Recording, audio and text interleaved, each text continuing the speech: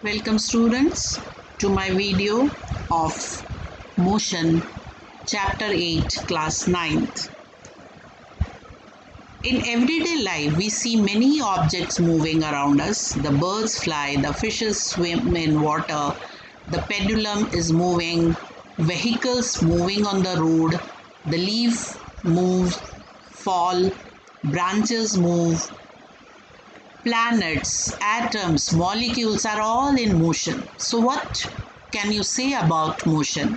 Motion, it is the change in position of an object with time. Sometimes we infer the motion directly, as the birds are flying, we can infer it directly, but sometimes we infer the motion indirectly. For example, sunrise, sunset, it is due to the motion of the earth. We can't observe the motion of the earth.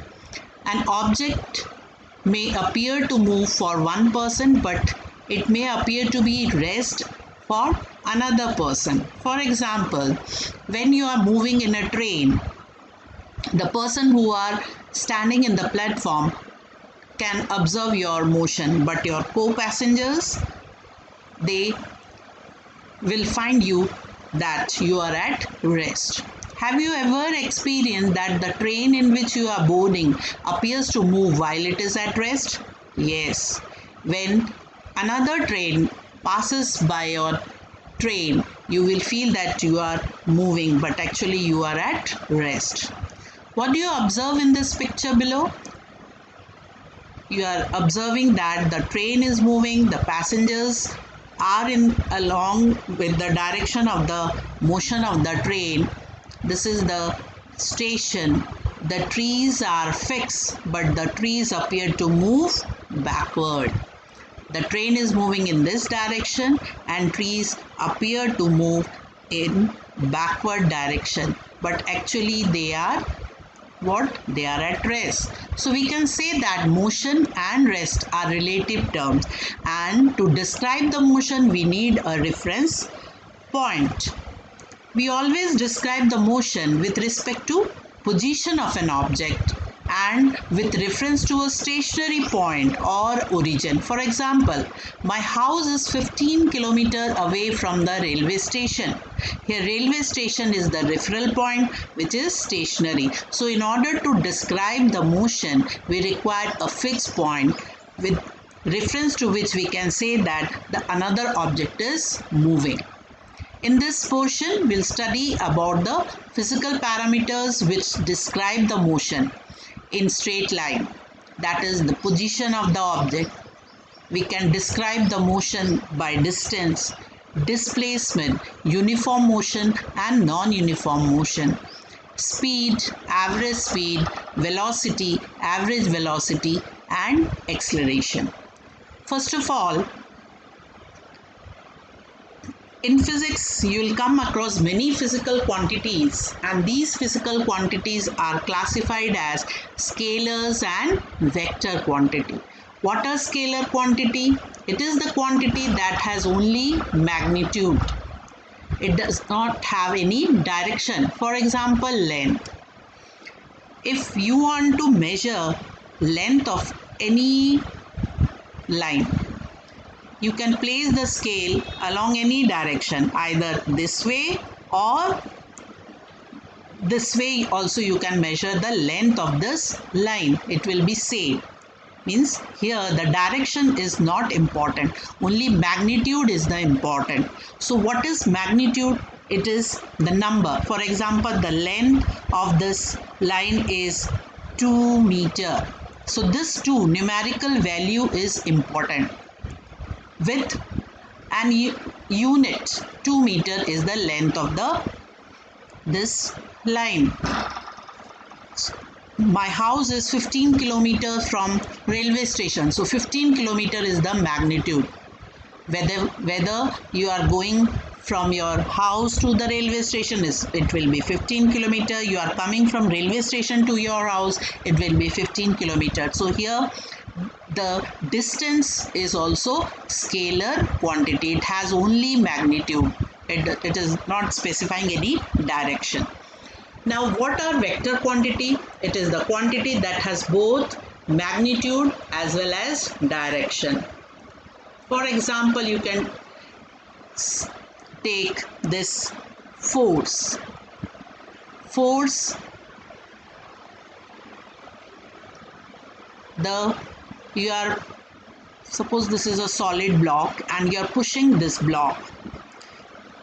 So here the amount of force, that is the magnitude, is also important, as well as direction of the force. If you have to move this block in this way, you have to apply the force in this direction. You have to move this block in this direction, you have to apply force in this direction.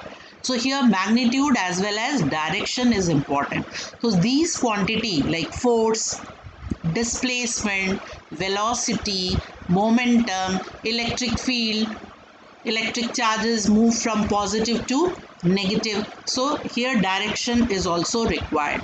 So the vector quantity is a quantity that has both magnitude as well as direction. Scalar quantity, it has only magnitude. What do you mean by magnitude? Magnitude is the number, it is the numerical value, it is the quantity, it is the size of the object. Size, it defines magnitude. And direction, force, here velocity, of the object in the direction. So that is called as vector quantity. So we can classify the physical quantities as well as vector quantity, physical quantities as scalar as well as vector. In order to understand in detail, you can also see here that AB is the line segment and the length is equal to L. It has no specified direction. You can measure the length of this AB along AB or BA. It will be same. So it is a scalar with magnitude L.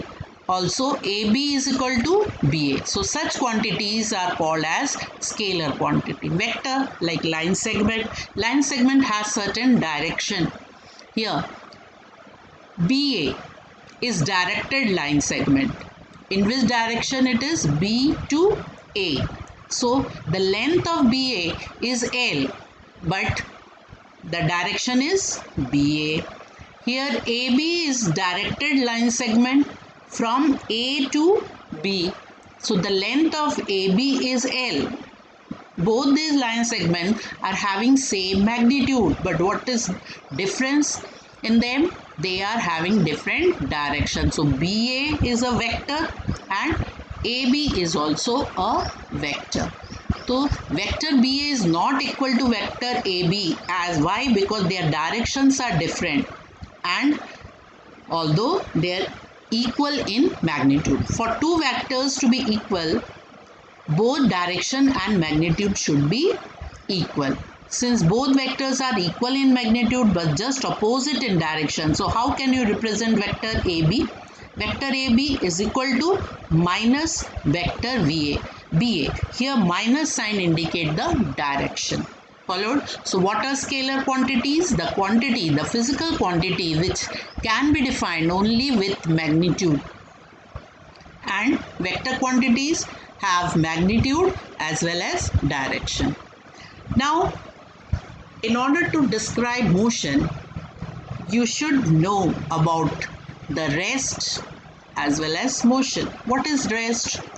An object is at rest if it does not change its position with time. Here, this pole is at rest, which is showing the speed limit. It is at rest, but this vehicle is moving on the road with respect to this stationary object. How can we say that this is moving? It will cross this pole.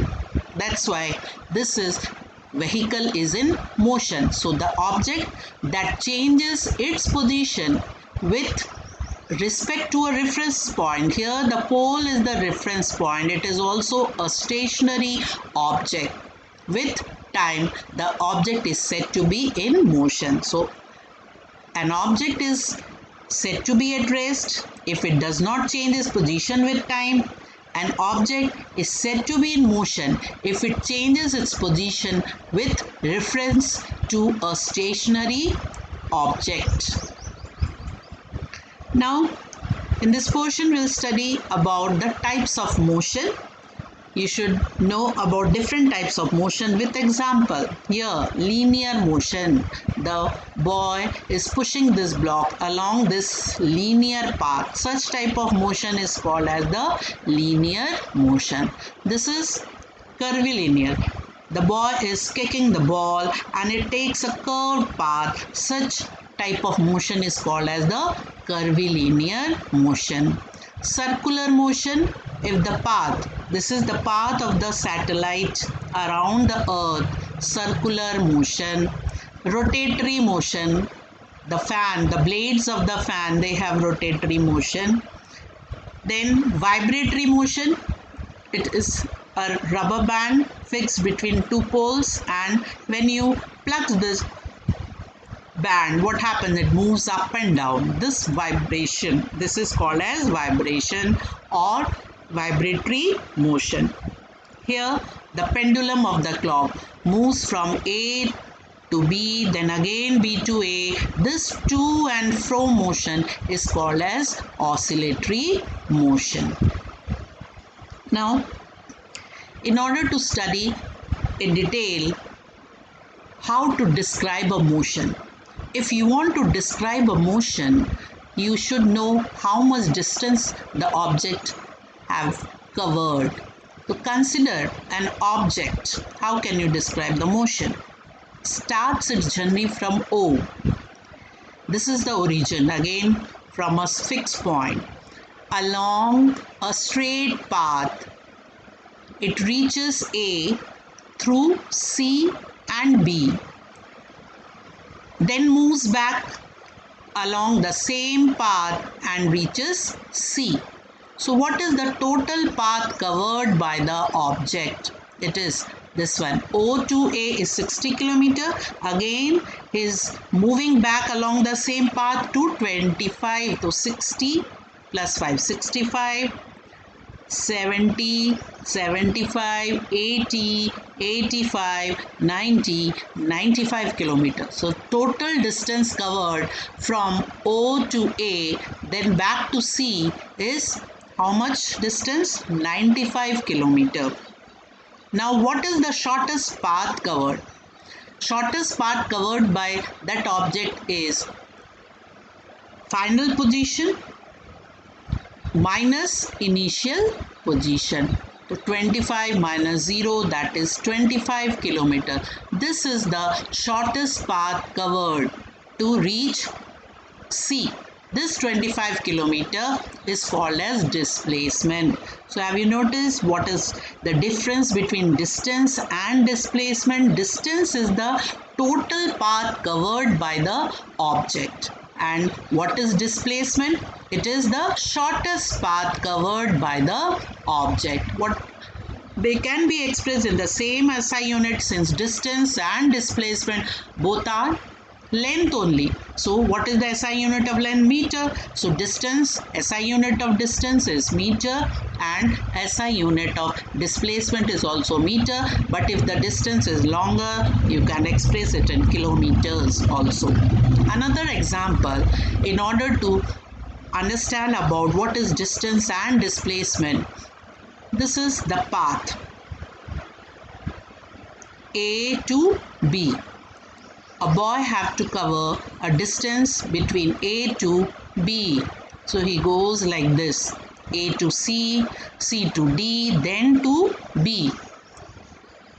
But actual how much distance he has covered? The shortest path, this one. A to B is the shortest path. So this AB is the displacement, and total distance covered will be AC plus CD plus DB.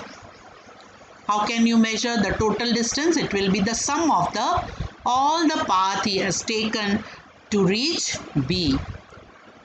Such path you take in your games period.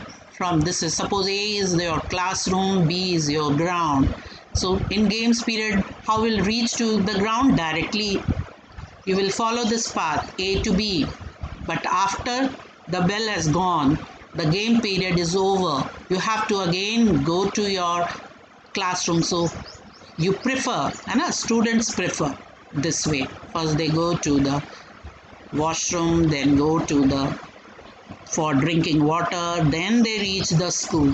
So this is the path, and you are wasting your time. So this is the displacement. Followed? So what is in this figure?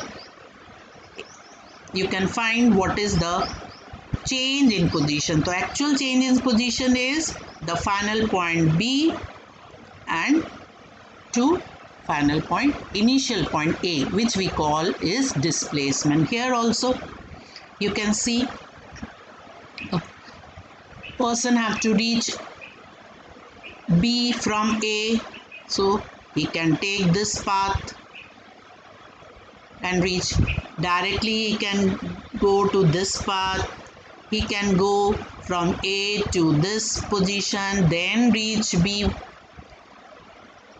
or he can go first to C, then to B.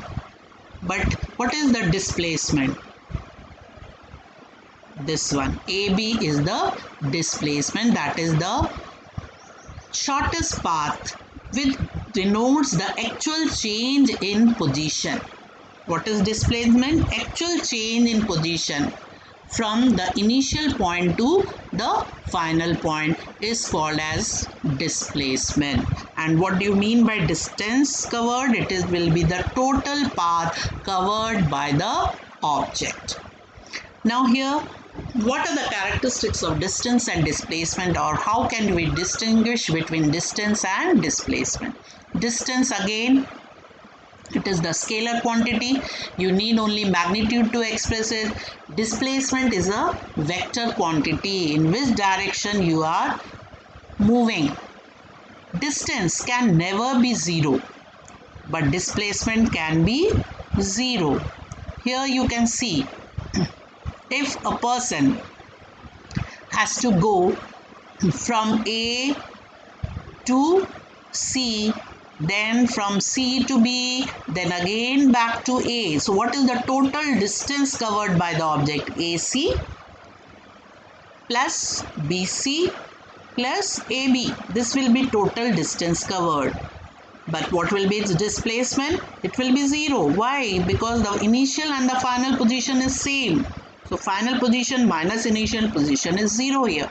So when he reaches to the same point, here also he is taking this curved path and again reaching to B, again going back to A. So here the distance covered will be the total path covered by the object, but what will be the displacement? It will be zero. Distance covered is never zero. Distance covered is never zero, but displacement can be zero. Another characteristic of distance is that distance covered could be equal to or greater than the displacement. Here, the object has to go from A to B.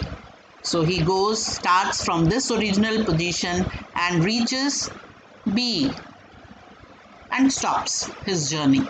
So what is the distance? AB. What will be the displacement? AB. So here distance and displacement is equal. It may be same or it may be greater also. Here you can see that if he has to go from A to B, what is taking? He is taking this path A to B. And this is AB, directly is reaching over here. So here distance covered is greater than the displacement. So distance can never be zero, but displacement can be zero. Distance can be equal to displacement or greater than the displacement. Distance covered will never be less than displacement. Both are having same, both can be expressed in the same SI unit, that is meter, because both are length only. So what will be its SI unit? Meter. Another example, in circular path also you can see that the displacement, how can you cover the distance? Suppose the boy is running on this track. He starts from A. After completing one round, his distance covered will be what? It will be equal to the circumference of the circle, that is 2 pi r. But what will be displacement? If is reaching to A again, the displacement will be 0 in completing one full circular path. Suppose the person is going from A to C and then reaches B. What will be the distance covered? It will be half of the circumference, that will be pi r. 2 pi r divided by 2, what will be? It will be equal to pi r. The path taken AB arc में कितना path होता है? This one. So it will be half of the circumference, that is equal to pi r. But what would be displacement? A to B, this one is r, again this is r, that is the radius of the circle. So displacement will be 2r. Followed? But if his position remain the same, means he goes from A to C, then to B, and again back to A, then the displacement will be 0. I hope you have understand deeply about what is distance and displacement. Now, some questions we should highlight in this portion. First question is, in which of the following cases of motion the distance moved and the magnitude of the displacement are equal? कब equal हो सकता है दोनों? If the car is moving on a circular road, if the car is moving in the circular path or straight road, the pendulum is moving to and fro, Earth is moving around the sun, in which case the distance moved is equal to the displacement. किसमें same होगा? इसमें.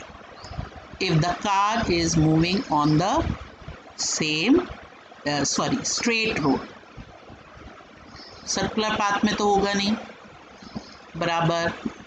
Then another is, a worker covers a distance of 40 km from his house to his place of work.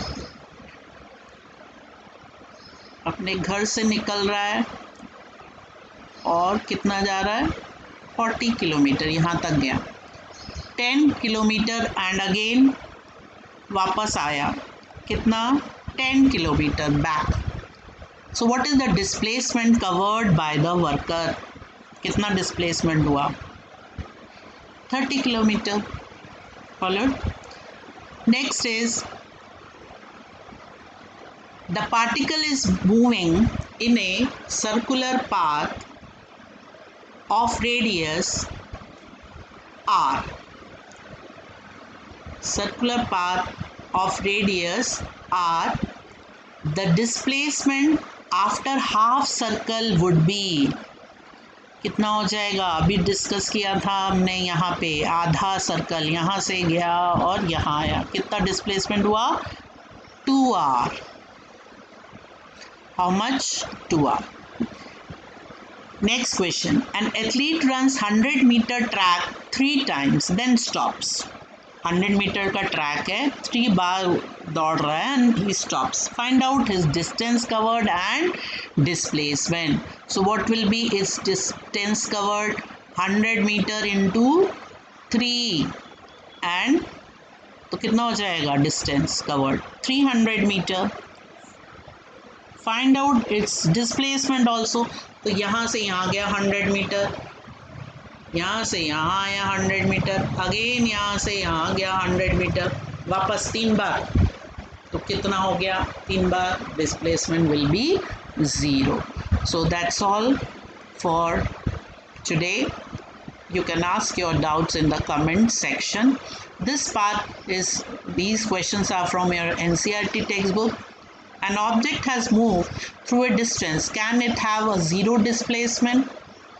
Yes. If yes, support your answer. कब हो सकता है displacement 0? Circular path अगर है, then it can have 0 displacement.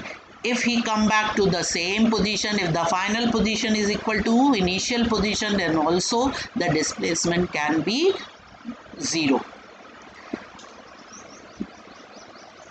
Which of the following is true for the displacement? It cannot be 0. Is it true? False. its magnitude is greater than the distance traveled by the object? No, distance is greater than the displacement. So both are false. So that's all. Thank you.